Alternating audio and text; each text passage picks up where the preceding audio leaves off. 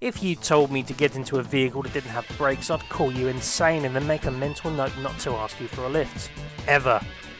But that is one of the selling points for a sport called Speedway. Riders race around an oval track similar to the popular sport of NASCAR. They drive a motorcycle that has an engine with a maximum of 500cc. Excalibur Publishing with developers Techland have allowed us to safely get behind the handlebars with the PC title FIM Speedway Grand Prix 4. Here's just a breakdown of what you can expect. For those who are new to Speedway, let's just have a quick rundown of the rules. A race is between 4 riders and lasts 4 laps of the circuit. At all times, at least one wheel should stay on the track, and no dangerous driving which may result in your own or other people's accidents is permitted. Ideally, you'll always aim to be in first place, and your rider gets rewarded points relevant to their position, 3, 2, 1, and none for last or not finishing.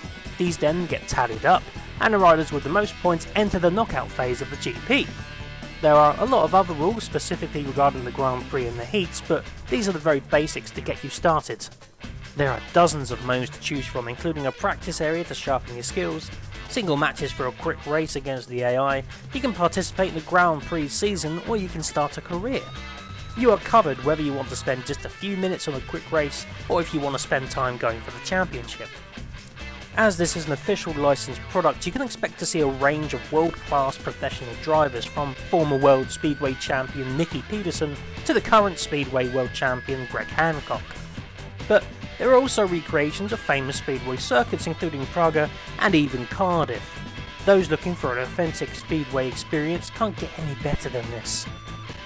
The game feels like a traditional racing game, but there's also an emphasis on simulation, as you need to control your clutch to get the best start and also decide the best time to ease your bike into a drift. However, those who are a little bit more inclined for an arcade experience only need to visit the options menu and you'll be able to adjust the game setting to suit your playstyle, which will make it easier to turn corners.